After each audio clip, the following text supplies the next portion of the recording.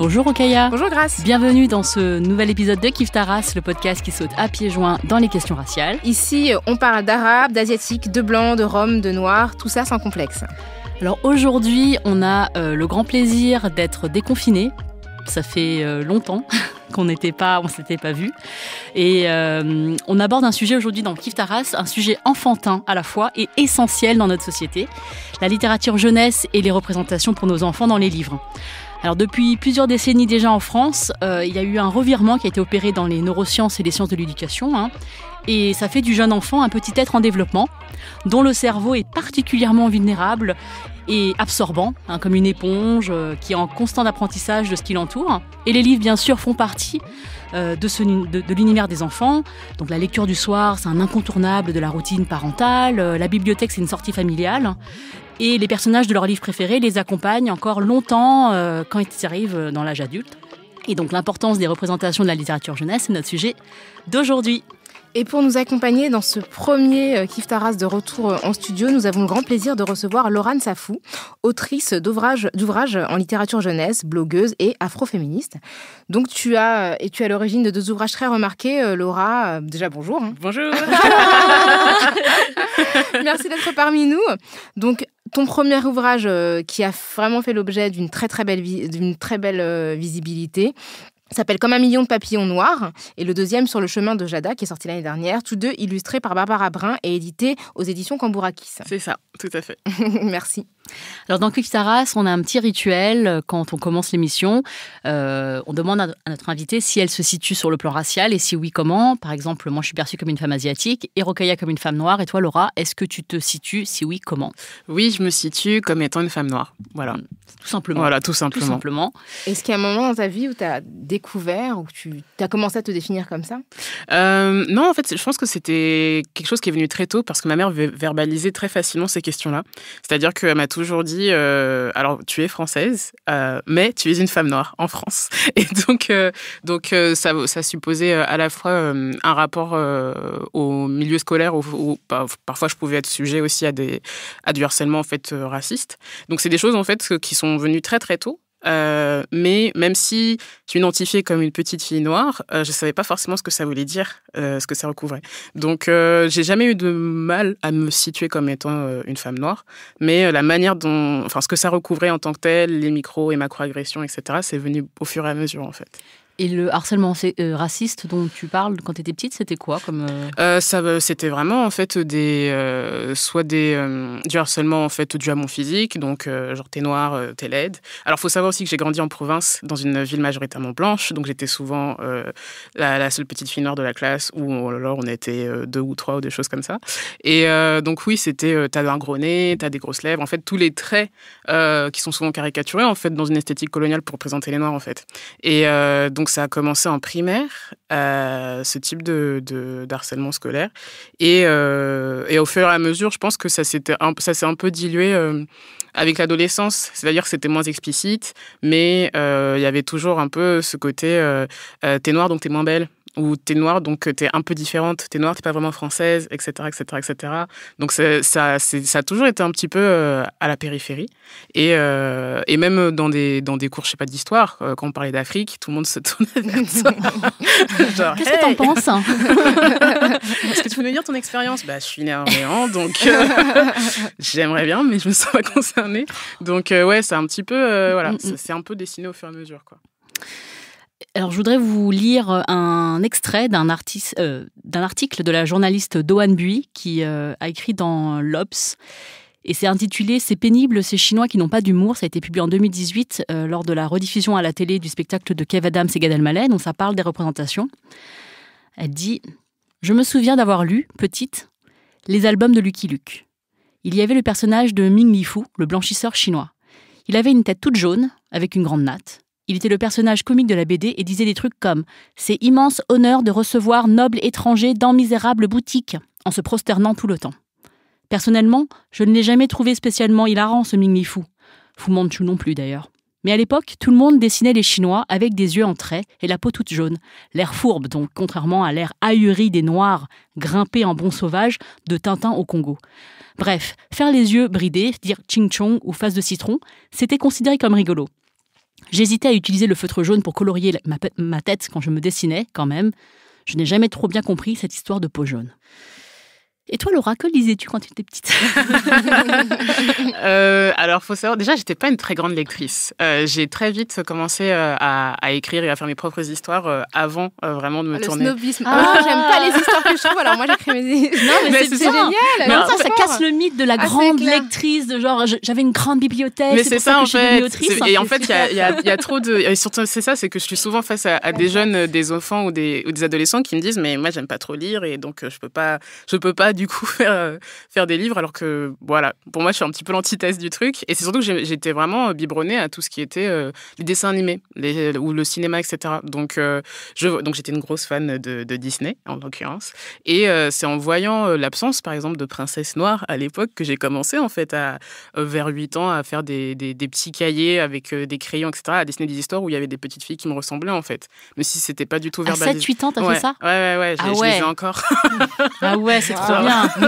Donc j'ai vraiment commencé comme ça. Oui, parce que la première princesse noire Disney, c'est Tiana. C'est ça. Et elle est arrivée... C'est quoi, c'est 2015 ouais, ça, 2015-2016. Ah ouais. Non, c'est aussi... La princesse et la grenouille? Ouais, c'est plus avant 2010, hein, je pense. D'accord. D'accord. Eh ben, écoute, moi, j'avais l'impression, mais non, mais en fait, peut-être que ça nous rajeunit pas. Comme on dit, ça nous rajeunit pas. Même sur ça, il y avait une polémique parce qu'il lui avait donné un autre prénom à la base. Et puis même et puis c'était un nom qui était caractéristique du cliché de la femme esclave, et du coup ils ont changé son prénom. Ah d'accord. Ah, j'ai pas lu cette. Ah ouais, je la connaissais comme Tiana aussi. Mais et du coup côté livre, donc je me tournais, en tout cas quand je me tournais vers des livres, c'était plus de la bande dessinée. Donc il y avait les fameux Tom Tom et Nana, grande fan aussi.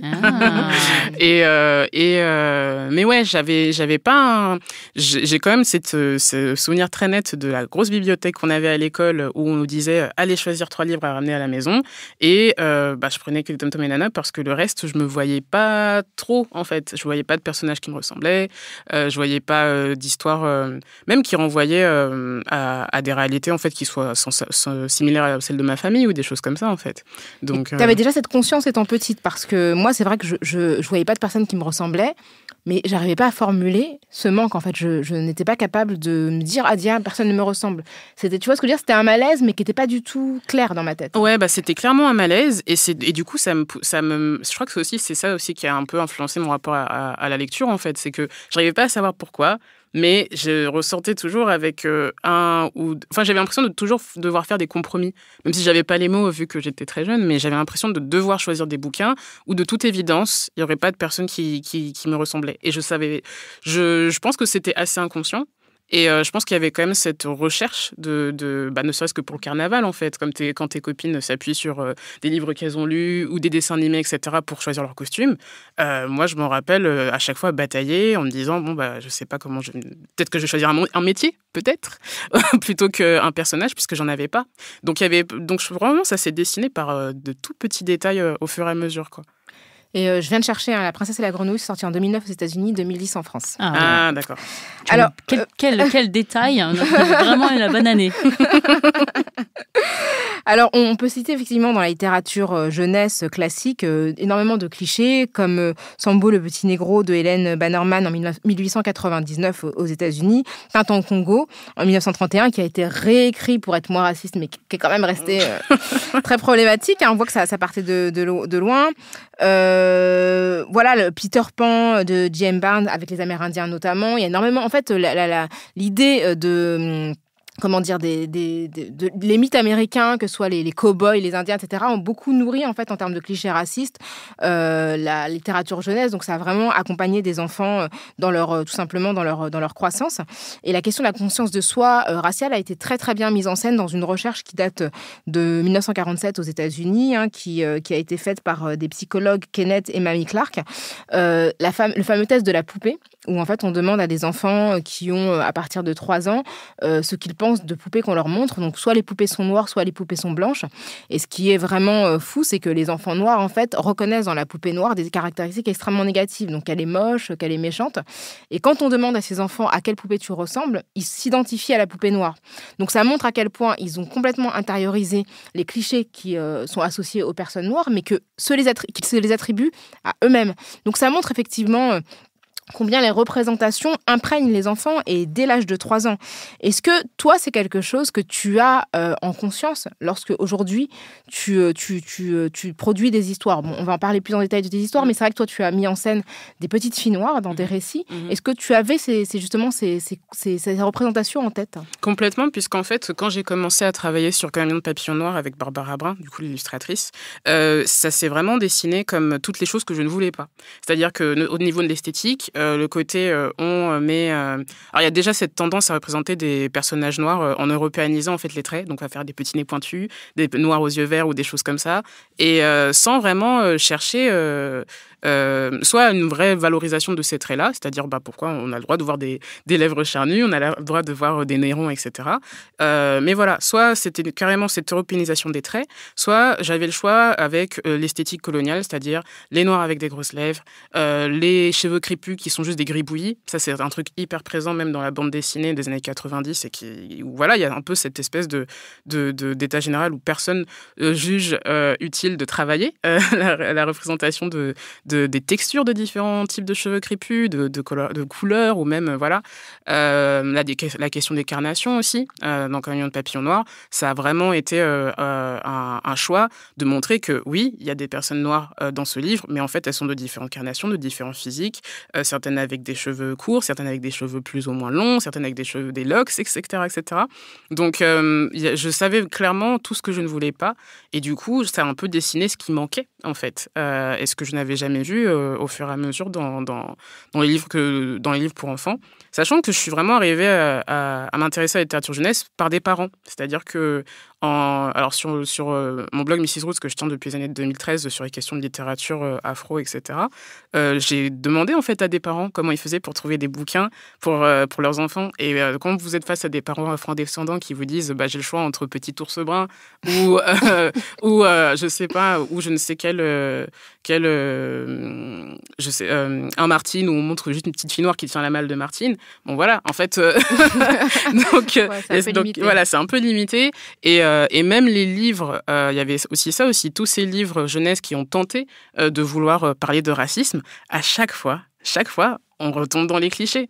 C'est-à-dire que soit on a le petit garçon, la petite fille noire qui se réveille un jour et ne s'aime pas. On ne sait pas pourquoi, on ne sait pas à cause de qui, etc. Genre, le désamour viendrait tout seul un beau matin. Soit on a un petit peu ce truc de... si on parle du racisme, donc il faut passer par le prisme de la diversité et donc faire cette espèce de festival où on a plusieurs personnages racisés qui vont montrer leur culture dans des tenues traditionnelles, comme ça, en plein dans la rue. Enfin, c'est incroyable, quoi. C'est incroyable. Donc c'est beaucoup d'exagération. Et ouais, donc voilà, j'ai tendance, en tout cas, quand je fais des livres pour enfants, à travailler sur ce que je ne veux plus voir. et en fait, c'est là où on réalise qu'il y a plein de choses en fait à explorer aussi. Est-ce que tu peux nous rappeler rapidement l'intrigue de ces deux histoires, justement, et qu'est-ce qui a conduit à raconter ces histoires-là? Alors, il y a comme un million de papillons noirs, du coup, qui est l'histoire d'une petite fille nommée Adé, qui est moquée pour ses cheveux par des amis avec qui elle est dans un parc un jour, et qui va chercher du réconfort auprès de sa mère, en lui disant, voilà, maman, je n'aime plus mes cheveux, je veux défaire mes nattes, je les aime plus. Et donc, sa mère va essayer d'utiliser l'allégorie, en fait, des papillons noirs que Adé aime, pour la pousser à s'en occuper autant qu'elle aime les papillons. Donc, Adé va la prendre au mot, dans le sens où elle va commencer à s'occuper des cheveux en espérant que des papillons noirs en ressortent tous les soirs. Donc, tous les soirs, elle va utiliser la crème de coco, la brosse, etc., en espérant que des papillons noirs sortent de sa chevelure et prouvent finalement sa beauté. Et elle va découvrir que justement, il y a quelque chose de plus que des papillons qui peuvent ressortir de ce travail-là. Et donc, elle va chercher à la fois de l'aide auprès de ses amis, à la fois de l'aide auprès de ses tantes. Donc, il y a un petit peu tout ça qui se profile. Et il y avait vraiment cette importance pour moi de mettre en avant aussi l'entourage, qui peut aider dans ce genre de questionnement. Et donc ça, c'est pour quand même Papillon Noir, donc qui, à la base, était une commande de la maison d'édition indépendante qui me l'avait demandé à la base. Donc c'était la maison d'édition Billy Bock, qui aujourd'hui a fermé, mais qui était une petite maison d'édition indépendante, qui travaillait vraiment sur la question de la visibilité, en fait, d'une réelle diversité, en fait, de représentation jeunesse, que ce soit sur le handicap, que ce soit sur la diversité ethnique, que ce soit sur la représentation de différentes familles homoparentale, par exemple, donc qui est venue en me demandant si je pouvais créer une histoire autour de la citation de Toni Morrison, qui a inspiré le titre, et qui donc Toni Morrison qui comparait l'afro à comme un million de papillons noirs dans son roman Délivrance, du coup. Ensuite, pour le chemin de Djada, alors ça, c'est une création que j'ai faite du coup avec Cambourakis, avec qui je travaille aujourd'hui, et donc qui suit des petites jumelles, donc Iris et Djada, qui se ressemblent en tout point, sauf que Djada est plus foncée que Iris. Et donc Djada note tous les compliments que sa sœur obtient, mais se demande pourquoi elle a seulement droit à des comparaisons à du charbon, à des corbeaux, pourquoi elle n'a pas le droit finalement aux mêmes attentions que sa sœur, en fait, jumelle. Et donc, un beau jour, fatiguée d'entendre notamment sa grand-mère la comparer à un enfant de la nuit, elle se dit, je vais partir. Je vais prendre mon petit baluchon, je vais chercher ces fameux enfants de la nuit qui me ressemblent, parce que peut-être que eux, ils sauront m'accepter tel que je suis. Et donc, on va suivre Djada dans cette petite quête. Je ne dis pas la fin. Mais... tu ne spoil pas. Ça se finit bien. Voilà. Ça si je veux, voilà. Mais en fait, ce qui est intéressant, c'est que dans un livre, tu abordes, donc dans celui-là, le colorisme, cette façon de valoriser les peaux les plus claires parmi les carnations noires. Et dans l'autre, tu parles de la manière, de l'esthétique qui est valorisée ou dévalorisée autour du cheveu dit crépus ou frisé. Et en fait, est-ce que c'est le thème qui t'est venu et tu as voulu le mettre en scène pour les enfants? Est-ce qu'il y avait un but? Est-ce que tu pensais à des enfants en particulier, ou est-ce que tu te projetais, toi, petite fille, à la lecture de ces livres? Qu'est-ce qui a nourri ta réflexion? Ce qui m'a vraiment nourri pour Comme un million de papillons noirs, c'était ma propre expérience, en fait, puisque ce que vit Adé, comme voulant rentrer chez elle et dire à sa mère, sans vraiment lui dire, en fait, ce qui s'est passé, qu'elle ne s'aime plus, c'est quelque chose que j'ai vécu moi-même plus jeune. Et surtout, en fait, j'ai fait face à ma mère qui m'a dit, mais c'est pas parce que tu reçois des critiques sur tes cheveux, en fait, que ça enlève ta beauté. C'est quelque chose que je voulais vraiment concentrer dans le livre. Et donc, je suis partie de ce petit souvenir-là pour créer quelque chose déjà de poétique, parce que c'est quand même... j'estime que c'est pas parce qu'on aborde des thématiques assez dures qu'il faut s'empêcher, en fait, d'aborder de la poésie. Et je voulais vraiment quelque chose de léger à la sortie de la lecture, en fait, pas quelque chose qui plombe l'ambiance non plus. Et pour le colorisme, pareil, en fait. Donc, j'ai une fratrie où on est 4. Et donc, je suis plus claire que ma petite sœur. Et de toute façon, avec des questions même dans mon afroféminisme même, c'est des questions qui se posaient, etc. Et c'est vrai que je me suis dit, mais on n'a pas... Pour moi, il y a vraiment un enjeu de responsabilité dans la littérature jeunesse. On ne peut pas vouloir juste dire il existe du colorisme et ne pas fournir un support où on pointe qui produit ce colorisme-là. Dans Le chemin de Djada, il y a la grand-mère, en fait, de Djada qui tient des propos coloristes, donc c'est pas seulement l'extérieur. Pareil, dans Comme un million de papillons noirs, c'est bien des enfants qui disent à Adé tes cheveux, ils sont laids, etc., etc. Donc, je pense qu'il y a... Je parle toujours peut-être d'expériences soit personnelles ou soit de sujets qui me tiennent à cœur pour les développer et surtout pour pointer aussi le rôle, en fait, que chacun a autour de ces questions-là. Des profs aujourd'hui qui présentent mes livres en classe, ils sont obligés, en fait, d'aborder ces questions-là avec les enfants. Ils peuvent pas juste dire c'est une histoire, voilà, on va passer ça sous le coude, etc., quoi. Donc ça force une conversation et c'est vraiment ce que je vise en général pour ce type de support, quoi. Alors les livres ont été tous deux bien reçus. Bon, sur Le chemin de Djada, c'est assez récent, donc j'imagine que tu n'as pas trop encore vu qu'il y a eu le confinement, etc. Ouais. Mais Comme un million de papillons noirs, tu peux nous rappeler le nombre de tirages que vous avez fait? Ouais, on est à 11 000 tirages. Ouais. Et c'est bravo, félicitations. Merci. Est-ce que tu peux nous dire justement, parce que voilà, ça a été compliqué quand la maison d'édition a dû fermer ses portes. Tu as dû retrouver une nouvelle maison d'édition et tu as fait face à un certain nombre d'embûches. Est-ce que tu peux nous raconter ce petit chemin et la manière dont on recevait ton histoire?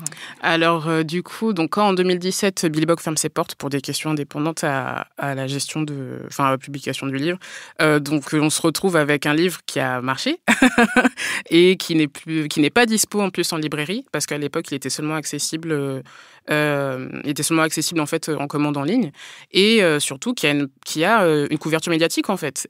Donc la question, donc naïvement, même si je connaissais le monde de l'édition et même si je connais la situation du racisme en France, je m'étais dit que on a des chiffres, en fait, qui attestent qu'il y a un potentiel de vente, etc. Donc je me retrouve, donc on commence autant les éditeurs de Billy Bock que moi-même, on commence à démarcher différentes maisons d'édition et Alors, il y avait vraiment deux arguments. Il y avait l'argument très pragmatique qui était qu'on venait avec un livre fini. Et donc, c'est comme si on demandait à la maison d'édition d'adopter un livre qui n'est ni dans leur esthétique ou ni... Enfin, bref.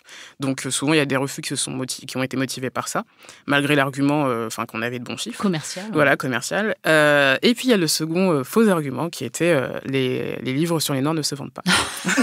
Mais ça, il existe partout, cet argument-là, pour les films. Mais pour c'est les... ça, c'est ça. Ça ne se vendra pas, etc. De toute façon, dès qu'on pointe une communauté minorisée, ça ne vend pas, bizarrement. Mais voilà, donc c'était ça ne se vend pas. Parce qu'il y a eu tellement de livres sur les Noirs en France qu'on sait que ça se vend pas. Voilà, je veux dire, c'est comme si on avait... C'est pas comme si on avait une expérience avec plein d'échecs, quoi, puisqu'il n'y a pas eu de tentative avant. Ouais, et puis il y avait toujours ce sous-entendu un peu... Il y avait toujours un peu ce sous-entendu de oui, c'est pas vraiment, c'est un truc de niche. Ouais, c'était ça, c'était un truc de niche. Ah oui, c'est ça. C'est un truc de niche parce qu'évidemment, le petit Nicolas, visiblement, est plus universel qu'une petite Adé. Donc, un petit garçon des années 60. Voilà. Ça donc, parle, ça parle à tout le monde. Ils ne peuvent pas s'identifier. Voilà. Moi, j'ai offert le livre à des petites filles noires, mais j'ai aussi offert le livre à mes propres enfants. Et je peux vous dire que mes enfants s'identifient très bien à Adé. Alors après, évidemment, ils n'ont pas les mêmes cheveux ou ils n'ont pas les mêmes... mais bon, ils lisent plein de livres où ils ne ressemblent pas aux personnages. Mais c'est donc, ça. De toute façon, il n'y a pas de problème là-dessus. Ils peuvent s'identifier. Et en fait, du coup, on se retrouve... et je pense que vraiment, ce qui a été le plus violent, même si j'étais déjà assez consciente en fait, de ces réalités-là dans cette industrie du livre, c'est vraiment qu'avant même d'ouvrir la bouche, en fait, on te dise ouais, mais nous, on publie pas une femme noire qui écrit pour des petites filles noires, en fait. C'est gravissime. Ah ouais. Et c'était pas de bonjour, pas de... Je fais, oui, mais ça va, merci. Quel direct. C'est vraiment, mais il y a du mépris là-dedans. Hein. Il y a vraiment beaucoup de mépris. Hein. Non. Donc finalement, non, franchement, ça a quand même duré bien 6 mois où j'étais vraiment arrivée à un stade où je me suis dit, bon, bah, c'est dommage. En gros, il sera collector parce qu'il ressortira jamais. Et finalement, une très bonne amie m'a dit que Cambourakis faisait de la jeunesse, chose que je ne savais pas. Je les connaissais que pour leurs essais féministes, justement. Et eux pensaient que le livre était encore disponible. Donc ça a été vraiment une rencontre et c'est eux qui ont repris, donc c'est Cambourakis qui a repris la publication de ce livre-là, quoi. Bravo, hein, t'as bien fait d'insister. Merci. Et je pense qu'il y a des personnes qui doivent se mordre les doigts. On leur passe bien le bonjour. Et d'ailleurs, c'est pas... Enfin, je veux dire, tout à l'heure, t'as dit... parce que ton livre ne rentre pas dans les cases de ce qu'on attend du livre de diversité, que je mets des guillemets là-dessus. Ouais. C'est-à-dire que soit le message, c'est... Il faut embrasser nos différences. Ça, c'est vraiment la morale de l'histoire de, vous savez, toutes ces petites scénettes qui, on est tous pareils. Alors ça, c'est le truc de, et il faut embrasser nos différences. Et c'est ça la morale de l'histoire, c'est que sinon t'es méchant. C'est ça. Et puis surtout, en fait, finalement, c'est comme si on n'avait pas le droit à un imaginaire, en fait. On peut pas, comme si on pouvait pas créer des histoires avec des personnages racisés qui sont juste une histoire. Il y a vraiment ce truc où notre présence doit servir ou justifier quelque chose. Justement, ça me donne envie de raconter une anecdote qui m'a énormément touchée. Un jour, il y a un auteur de littérature jeunesse qui s'appelle Thierry Le Nain et qui m'a contacté en me disant qu'il écrivait un livre sur l'histoire de la France, en fait, et qui s'appelle à destination des petits, donc qui s'appelle Le jour où la France est devenue la France. Et en fait, ça se passe dans une salle de classe et il y a une prof qui explique à des élèves comment la France est devenue la France. Il dit, pour la prof, en fait, j'ai pensé à vous.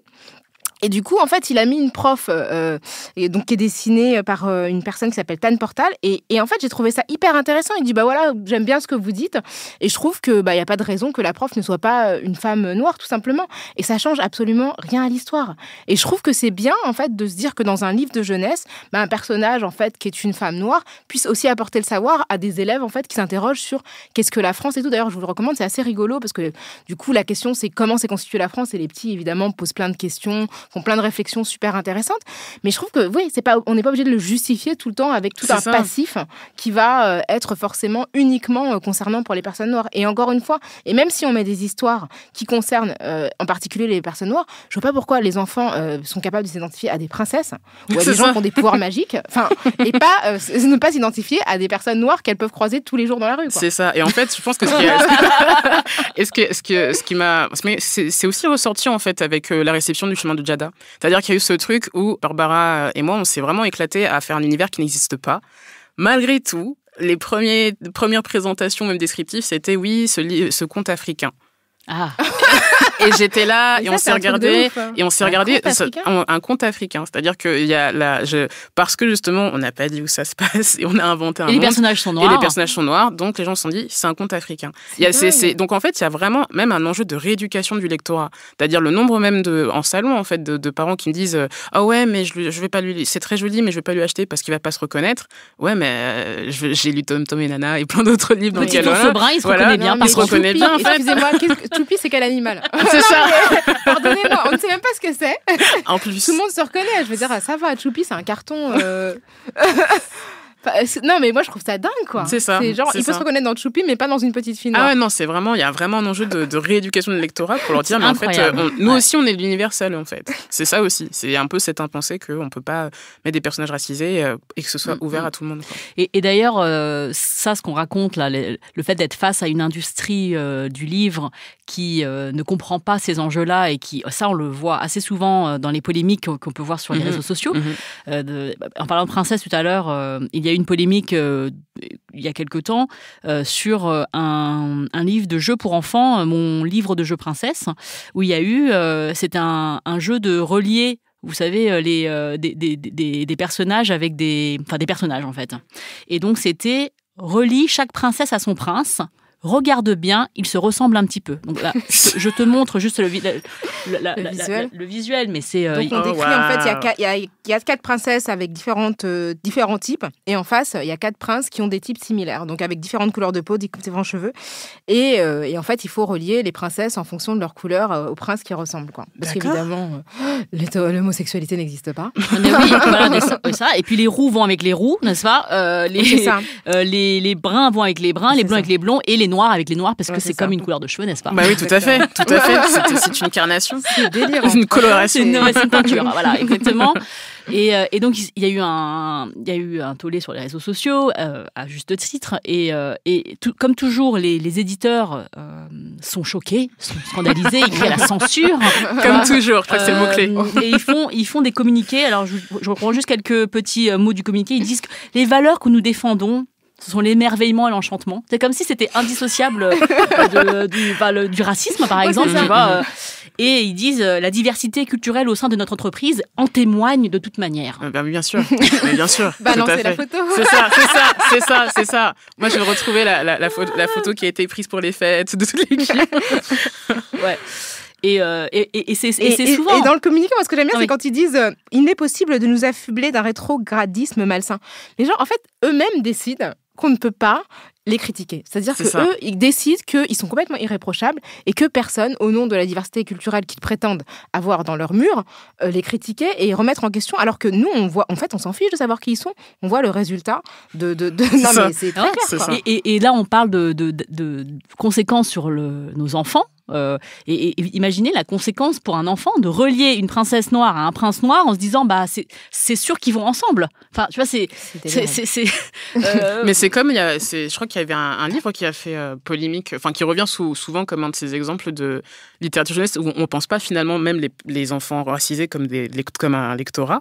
C'était Je ne veux pas être noir, je crois, le titre du livre. Oh mon Dieu. Ouais, je ne veux pas être noir. Et du coup, qu'est-ce que c'est que ça ? J'ai essayé d'expliquer aux gens que du coup qu'il y a des gens qui se sont mis autour d'une table et qui se sont dit on va sortir ce livre et c'est top et ils ont vu aucun problème en fait. Et donc non, il y en a beaucoup trop. Mais ne serait-ce qu'en tant que parent, quel parent va acheter ça? Enfin, je veux dire, c'est quoi le truc d'un parent qui va offrir ce livre à son enfant noir? Enfin, je veux dire, je trouve ça fou de penser qu'un parent va se dire ouais, tiens, je vais offrir ça à mon enfant, je vais lui offrir un livre qui s'appelle Je ne veux pas être noir.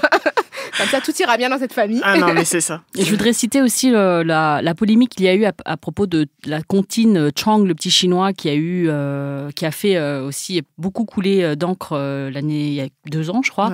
Ouais. Donc je vous fais grâce de la lecture de la comptine, hein, mais bon voilà, il y a des rimes avec riz, litchi et yeux rikiki, donc ça vous donne un peu la teneur de l'ensemble. Hein. Et donc c'est une comptine qui a été enseignée donc dans un établissement maternel privé à Aubervilliers. Donc il faut dire qu'à Aubervilliers, je pense que il y a beaucoup d'enfants. Je pense qu'il y a des enfants qui se sont reconnus mal dans cette comptine et de se dire qu'ils ne voient pas où est le mal et qu'ils se disent qu'on va... Toi, t'es... Enfin, non, c'est bien, on va parler de vous. Les enfants, enfin, vous êtes au centre de l'histoire. T'es pas content? Oh, bah là, on parle pas de toi, t'es pas content? On parle de toi, t'es pas content? Bah c'est bon, faudrait savoir ce que tu veux. Non, mais c'est vraiment... Et donc, il y a eu vraiment cette prise de conscience... Enfin, ça a été ça a été interdit par le rectorat. Enfin, ils ont pas interdit, ils ont juste dit qu'il fallait pas la faire. Mais ensuite, après ça, il n'y a pas eu de pourquoi fallait pas le faire. Ouais.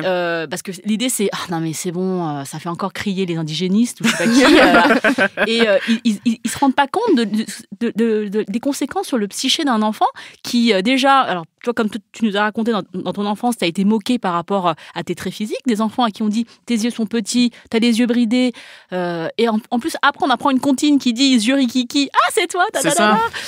En fait tout converge pour que l'humiliation soit parfaite.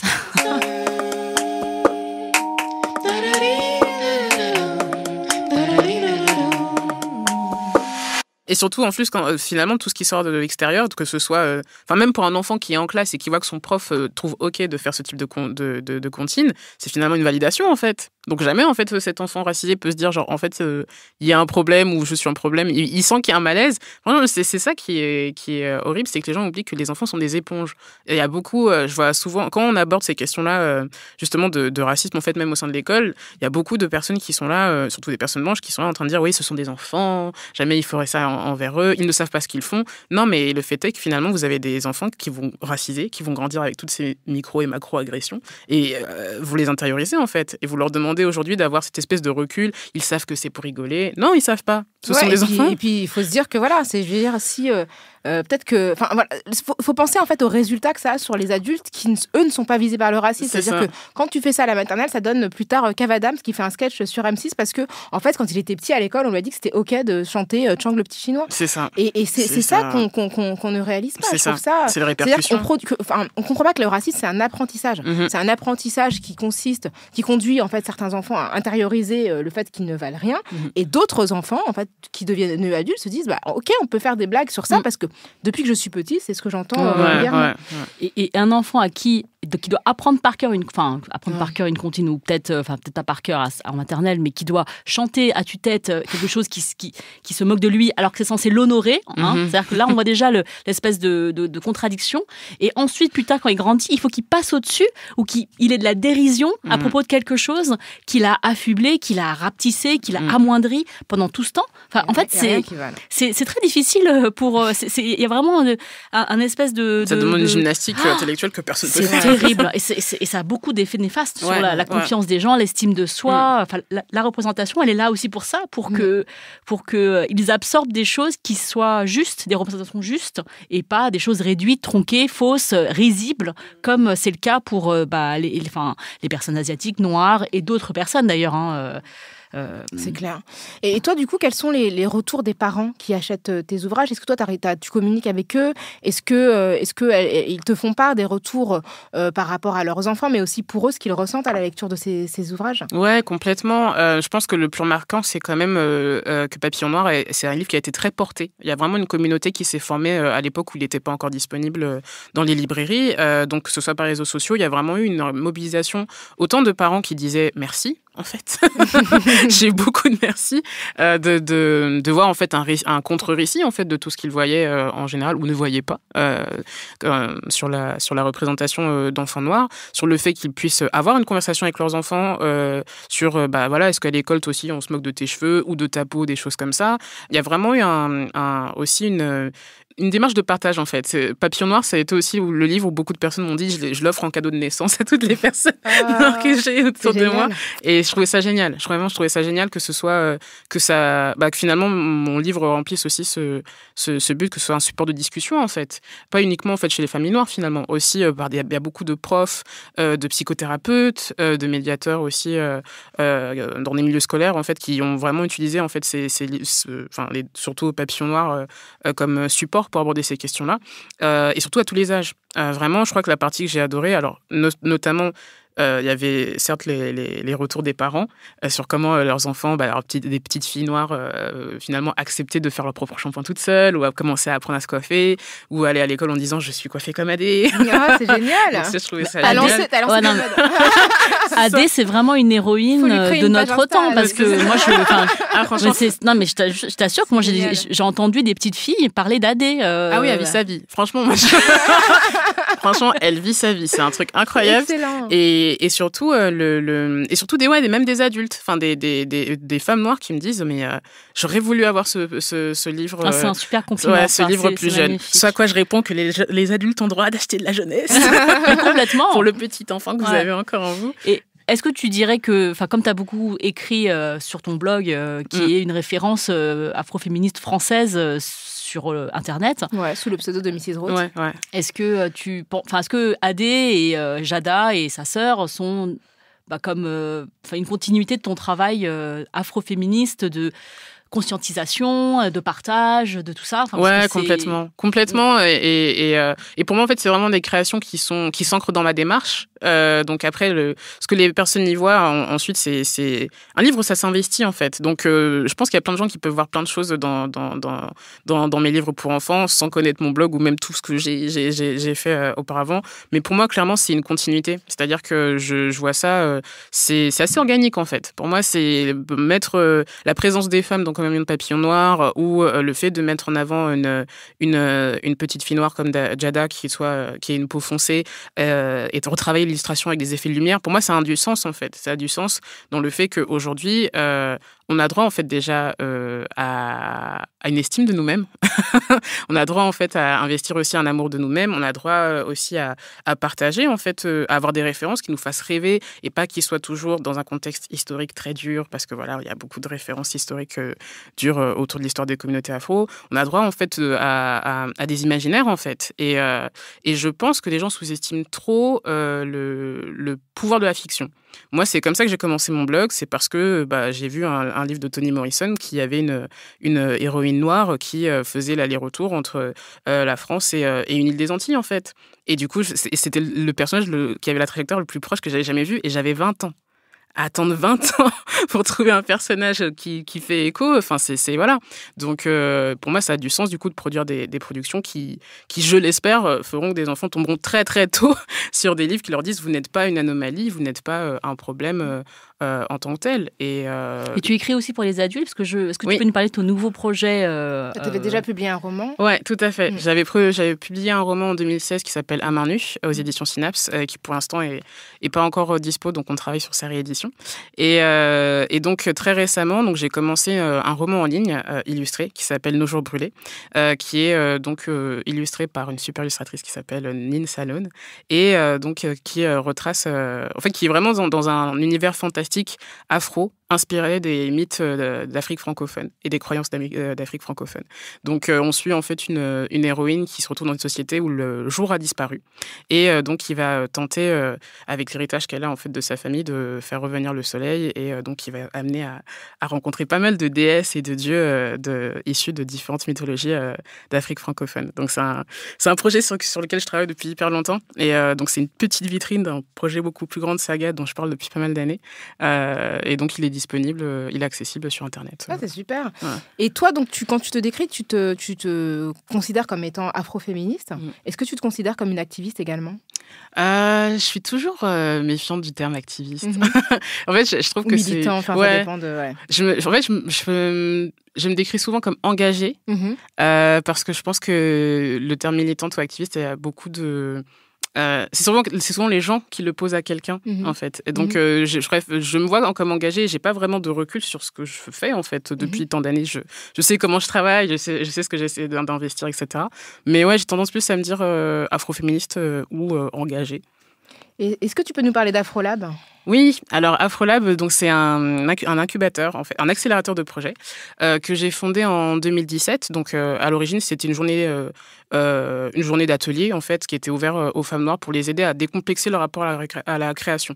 Donc c'était rendre accessible gratuitement pendant une journée des ateliers sur comment faire un podcast, comment faire un roman, comment faire une chaîne YouTube, et puis vraiment avec cette envie de fournir des outils pratiques, c'est-à-dire si t'as pas de thunes, comment tu fais pour avoir un bon matériel audio ou vidéo, des choses comme ça. Et donc en 2018, pour la deuxième édition, j'ai 2 associés qui m'ont rejoint pour en faire vraiment un accélérateur et donc pour nous permettre d'accompagner sur un temps donné des projets portés par des femmes noires. Et donc là, cette année, donc on accompagne le projet Nkali, qui est porté par Marie Da Silva, que vous avez reçu. Voilà. Dans l'épisode Comment survivre au taf. Ouais, qui est trop bien. Merci. On accompagne également le site Broken Abroad, donc qui est un site en fait touristique, mais qui valorise pas mal aussi les pays d'Afrique francophone dans son offre. On accompagne aussi la plateforme Afropéa, donc qui met vraiment aussi des archives artistiques autour de l'afropéanité en ligne, etc. Donc, c'est vraiment très diversifié. On a un site, si vous voulez voir ce qu'on fait, afrolab.fr. Super. Et donc, voilà, donc c'est un truc c'est un projet, en tout cas, sur lequel on travaille depuis maintenant 2-3 ans, ouais. Et tu as aussi un projet pour encourager les gens à écrire dans la littérature Ouais, il y a aussi un atelier en fait qui est disponible. Alors, en fait, notre but aussi, c'est sur le long terme de proposer aussi des ateliers en ligne ou même des vidéos qui permettent justement aux gens d'avoir une introduction en fait un petit peu touche à tout. Puis vraiment cette idée de désacraliser en fait. Je rencontre trop de femmes noires ou même de femmes racisées qui s'interdisent en fait d'écrire parce qu'elles pensent direct qu'elles doivent être un prix Nobel en fait pour commencer à écrire ou même pour commencer une émission de radio ou quoi que ce soit en fait. Donc pour moi c'est important de laisser la place à des gens pour dire en fait tu vas faire beaucoup de ratés et ça va très bien se passer. Oui, parce qu'il y a des gens qui publient des livres ratés. Hein. Exactement. Et qui font de la télé, de la promo. C'est ça. Argument numéro 1.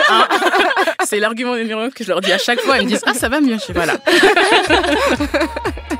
Bon, en tout cas bravo, t'es très active dans plein de domaines. Merci. C'était un grand plaisir de te recevoir. Merci beaucoup. On vous recommande ces ouvrages Le chemin de Jada et Comme un million de papillons noirs, qui sont tous deux édités aux éditions Cambourakis. Le site mrsroots.fr. T'es très active aussi sur Twitter. Ouais. Ah oui, suivez-la. C'est Mrs. Roots Books, ton Twitter. Non, sur ça c'est Instagram. Ah pardon, voilà, Instagram aussi, t'es là. C'est ça. Et sur Twitter, ton Mrs. X Roots. Ah. Voilà. On arrive à la fin de ce Kiffe ta race consacré à Lorraine Safou et à la représentation dans la littérature jeunesse. Merci beaucoup d'avoir répondu présente, d'être venue en ce premier jour de déconfinement des terrasses parisiennes. Ouais, exactement. Ça comme ça. Merci. Si vous avez des expériences similaires, si vous voulez partager votre opinion par rapport à ce qu'a dit Laura, si vous-même vous écrivez ou si vous lisez beaucoup, si vous avez des enfants, ou si vous n'êtes pas d'accord, vous trouvez que c'est scandaleux d'écrire et de mettre en scène des personnages noirs et qui en plus ne se passent pas en Afrique, enfin on ne sait pas trop, n'hésitez pas à nous faire part de vos avis, on adore discuter. Kiffe ta race, c'est un podcast de Binge Audio qui est réalisé aujourd'hui par Quentin Bresson. On se retrouve dans 15 jours pour un nouvel épisode de Kiffe ta race. Vous pouvez nous suivre évidemment sur les réseaux sociaux, sur Twitter, sur Facebook et sur nos comptes respectifs Gracely et Rokhaya Diallo. Merci Grace. Merci Rokhaya. Merci Laura. Merci à vous.